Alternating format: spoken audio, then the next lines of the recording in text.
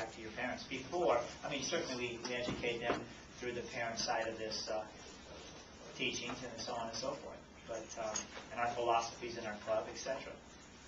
Just share a couple ideas. George is going to give me some time to think about that tough question by giving us his I want to address a little bit, Joe. What we noticed, especially with the older girls, Yes. we really have to have a culture keeper on that sideline.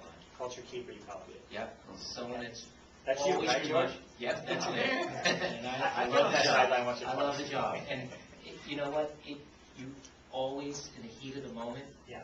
sometimes even the coaches get No, I love blinded by now it. that you mentioned it. And it's really important for someone to keep that calm, keep the focus, because then once the sideline starts to lose it, you start losing focus on the bench, just like what Mauricio said, the kids get caught up on it. Yeah. And then I just told Moni, we're putting this year at midfield, going 7.5 yards back each way, we put a nice big line for the coaching area and for keeping the parents. Very important.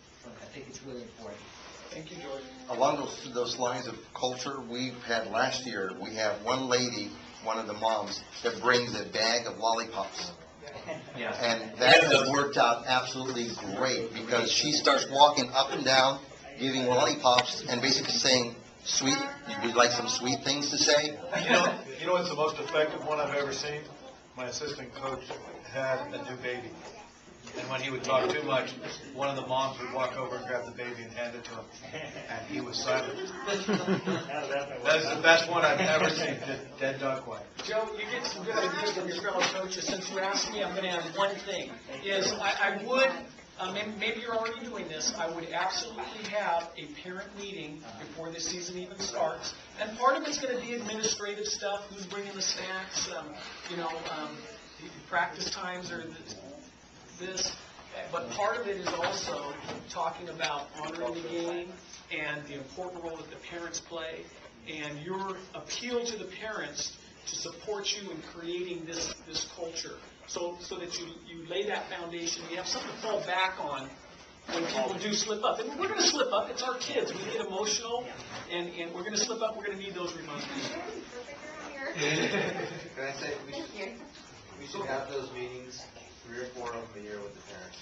Yeah. Always be communicating with them, because if you're not talking to them, usually it's the one that's the most outspoken on the sideline is to be the one that starts talking, which is usually not constructive. So 3 to 4 meetings a year with the parents, make sure that they feel there's an open door, and remind them of the sideline, how they influence their team. Thank you all for your enthusiastic participation. We need to wrap up here because we've got some other things to do this evening. Turn to page 8 in your book. What you're going to see is a partial listing.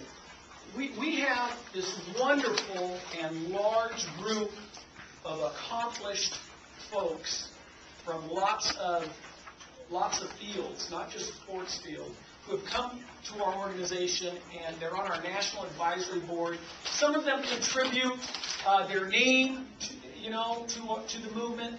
Others contribute much more significantly. They make appearances for us. Phil Jackson has gone as far as to be our national spokesman for many years. And as you can see on this list, there's people from different sports. There's people from different from backgrounds.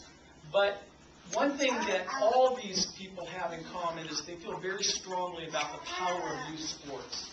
And they feel very strongly that youth sports is one of the things that contributed to their personal success in life. And one of the neat things about working for PCA is that I'm surrounded by folks like Jared and Jim and Ray who share that same passion for youth sports as our National Advisory Board. We hope this workshop and your relationship with PCA is one that continues. If you didn't sign in, please sign in. We want you to receive our weekly newsletter.